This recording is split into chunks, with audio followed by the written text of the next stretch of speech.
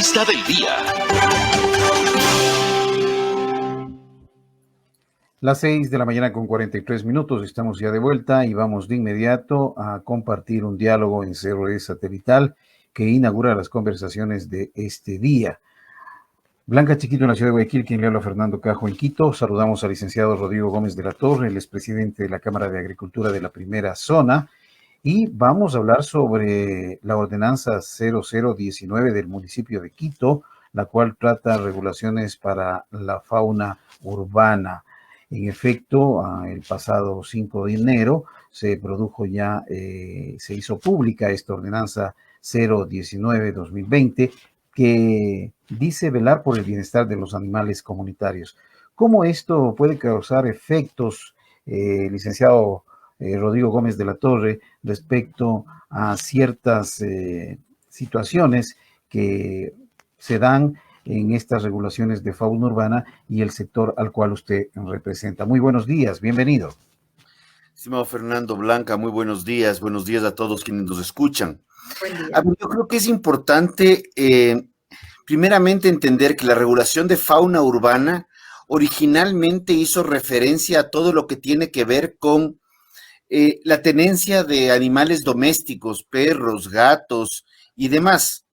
Me imagino que ahí no habrán considerado, por ejemplo, la tenencia de los hámsters que tan queridos son por los niños muchas veces en los domicilios. Sin embargo, en esta ordenanza se incluye todo lo que tiene que ver con animales de producción destinados a consumo humano.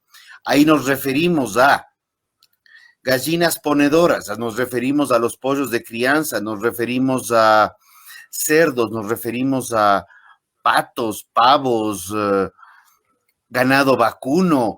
Realmente es muy amplia la ordenanza, y donde en la sierra tenemos que reconocer que es también muy común la crianza, por ejemplo, de cuyes y conejos. Este tipo de situaciones son importantísimas de considerar, y la ordenanza de fauna urbana no está clara en las prohibiciones. Por ejemplo, hay una prohibición expresa a los animales de una crianza a mayor velocidad. O sea, hay una mejora en genética, en razas, en desarrollo, para poder tener una proteína de consumo humano, proteína animal de mucho mejor calidad y propendiendo a tener un menor costo. Sin embargo, el municipio de Quito dice que ha socializado la ordenanza. Sin embargo, no encontramos ninguna socialización. Tan así, y con esto concluyo, tan así que gremios de porcicultores, avicultores, ganadería, cunicultores, de lo que tiene que ver con cuyes, inclusive la Autoridad Agraria Nacional, rectora de esta materia, y la Autoridad Sanitaria Nacional, Agrocalidad, también rectora en esta materia, y particularmente en lo que es bienestar animal, no conocían de la ordenanza. Entonces, la socialización, como le han llamado, pues realmente parece que fue dentro de un grupo de amigos. Ahora, el licenciado Gómez de la Torre, para ir entendiendo más el porqué de estos reparos que hace en este caso la Cámara de Agricultura de la Primera Zona, entiendo hay una sobreposición de competencias con la ley. ¿Esto puede ser lo que se presta a confusiones?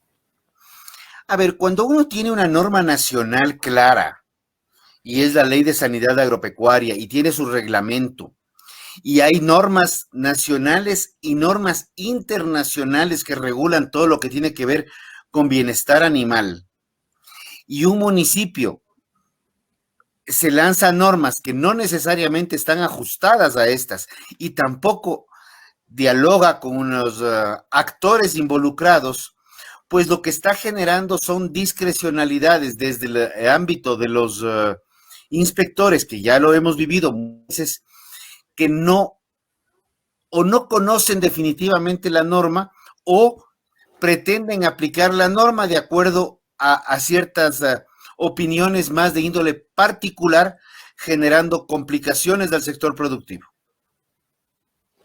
Y le digo esto porque aparece como una ordenanza inofensiva que lo que busca es velar por el bienestar de los animalitos que no tienen tutor, por los gatos, por los perros. Pero bueno, vamos a ir con Blanca Chiquito, que tiene más inquietudes y es una persona relacionada con el sector agrícola. Blanquita. Gracias, Fernando Cajo, y gracias también al licenciado Rodríguez Gómez de la Torre, presidente de la Cámara de Agricultura de la Primera Zona.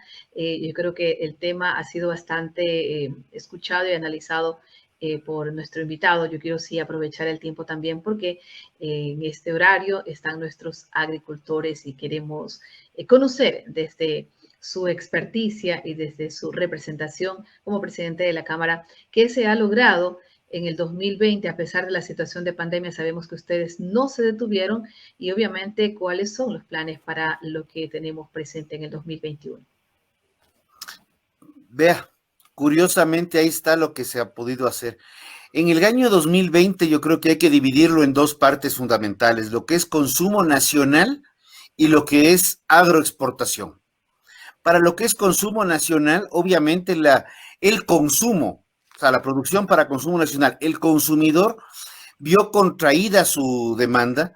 Vemos una contracción importante en el cierre de las cadenas de hoteles, restaurantes y cafeterías, al igual que un cambio de tendencia de consumo a partir del mes de mayo, junio, y comienza a haber un desbalance entre oferta y demanda, generando una caída de precios, porque no había quien compre, ¿ya? Sin embargo, en el otro lado, en el proceso de agroexportación, el gobierno nacional estuvo muy ocupado, al igual que los gobiernos locales, estuvieron muy ocupados en el tema de la pandemia, lo cual indirectamente favorece al sector agroexportador, porque le permiten trabajar de acuerdo a sus posibilidades y de acuerdo a las reglas del juego del mercado internacional. La reapertura en el mundo entero de muchos productos permitieron que el sector agroexportador, y minimizando las trabas que no necesariamente son productivas o ayudan a la producción, porque las reglas del juego más graves están afuera, resulta que pudo crecer. Entonces, realmente en un año como el que tuvimos, un año 2020, ver cómo crecimos en agroexportaciones, tanto tradicionales como no tradicionales, e inclusive se siguieron abriendo pequeños nichos de mercado para nuevos productos, evidenciamos que si el gobierno nacional se dedica a hacer su trabajo y, por el otro lado, nos permite hacer el trabajo al sector productivo, probablemente podemos crecer mucho más y apoyar a la reactivación productiva sin ponerle tanta traba, sin ponerle tanto trámite o sin ponerle tanta regulación, que muchas veces no tienen nada que ver con la calidad o la inocuidad en la producción, sino más bien tienen que ver con justificativos de burocracia. ¿Cuáles son las proyecciones para este 2021? Este 2021, el primer problema que vamos a enfrentarnos es la incertidumbre política, obviamente, porque evidenciamos, como le digo, que las agroexportaciones han crecido. Entonces hay que tener presente que si eso se pudo hacer en un año de crisis, potenciando los acuerdos comerciales y potenciando los acuerdos para normas, no necesariamente de arancelarias, sino las pararancelarias, podríamos crecer mucho más siendo un sector que tiene posibilidades de incrementar sustancialmente los volúmenes. Dependemos en parte del destrave, digamos, ya del mundo que se ha complicado nuevamente en ciertas zonas, pero sí dependemos también de las certezas que los candidatos puedan dar hacia acuerdos comerciales. Y ahí obviamente tenemos unas diferencias de discurso muy grandes. Y creo que si hemos podido crecer en pandemia, sin pandemia local, podemos crecer mucho más, generar más empleo, pero lo único que pedimos es, no queremos que nos quiten las reglas del juego, sino por el contrario, que nos dejen trabajar con reglas claras, reglas estables. Y solo como un tema adicional a lo que Fernando mencionaba de la ordenanza 019, el sector productivo, productor de proteína animal, como digo, leche, huevos, carne, pollo, etcétera, lo primero que está preocupado es del bienestar animal de sus animalitos, porque de ahí genera sus ingresos. Entonces, ese concepto que hay de que los productores no estamos más preocupados del bienestar de los animalitos, también son de esos mitos urbanos. Y son mitos urbanos, claramente lo especifico, porque cuando esta gente sale a conocer lo que está sucediendo en la ruralidad, se da cuenta que el productor, el agricultor, el campesino, cuida a sus animales como parte de su familia, y no es como el caso de los perritos abandonados que se encuentran en las ciudades. Son dos cosas muy distintas. Licenciado Rodrigo Gómez de la Torre, muchas gracias por responder a las inquietudes. Vamos de nuevo hasta la capital de la República, Fernando Cajo. Gracias, Blanca. Y yo voy a continuar con el motivo de la convocatoria a esta entrevista, licenciado Rodrigo Gómez de la Torre. Ustedes en un documento señalan que hay al menos 4 falencias en esta ordenanza 0019. Y habló usted del conflicto de competencias con la Ley Orgánica de Sanidad Agropecuaria, el conflicto por competencias con agrocalidad, la carencia en la socialización. Además, la situación económica del país requiere concurso de todos los ecuatorianos para su reactivación, pero sobre todo aquellos sectores que puedan generar trabajo y fuentes de empleo. En síntesis y con estas puntualizaciones y falencias a esta ordenanza, ¿cuál es el siguiente paso que ustedes están dando? ¿Se ha hecho algún pronunciamiento oficial al Consejo Metropolitano? ¿Qué es lo que esperan frente a estas observaciones que hacen ustedes? A ver, hemos hecho las observaciones en materia productiva. Obviamente hemos llamado la atención a las autoridades y hemos enviado una misiva tanto a la Autoridad Agraria Nacional, Ministerio de Agricultura, como a la Autoridad Sanitaria Nacional, Agrocalidad, para que en el marco de sus competencias legales también hagan un llamado de atención al municipio de Quito para que este tipo de situaciones y este tipo de distorsiones que también pueden difuminarse como pandemia en los demás gobiernos autónomos descentralizados no se repitan. Entonces, de la conversación que hemos mantenido el día de ayer con el ministro y con autoridades, en principio el día de ayer se iba a presentar, en el cual se le plantea al municipio, en el marco de sus competencias, regule fauna urbana, protejamos el bienestar de los animalitos que están en las casas, que están en las urbes. Sin embargo, permita al sector productivo trabajar, porque sí existen normas de sanidad, sí existen normas de bienestar animal de las cuales estamos cumpliendo, e inclusive llevamos desde el año 2019, con las complicaciones del 20, se implementaron inclusive nuevas regulaciones en lo que es buenas prácticas agropecuarias, donde el bienestar animal está incluido, para que eso se continúe. Lo que hemos planteado públicamente al municipio, y lo estamos planteando de manera intergremial, es como prioridad 1 la derogatoria de la ordenanza para poder construir algo que sea de beneficio para todos y de utilidad para todos, y de cajón que no se mezcle lo que son animales de fauna urbana, animales domésticos, con lo que tiene que ver con animales para producción.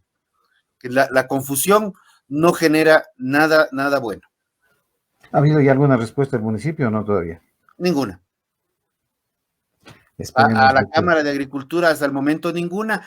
El oficio fue enviado ayer. Han habido conversaciones informales y de hecho el día de hoy tenemos una conversación informal con la Secretaría de Productividad del municipio, porque creemos firmemente que Quito tiene 33 parroquias rurales, de las cuales yo sí quisiera hacer una excepción de la parroquia de Calderón, porque es una parroquia densamente poblada,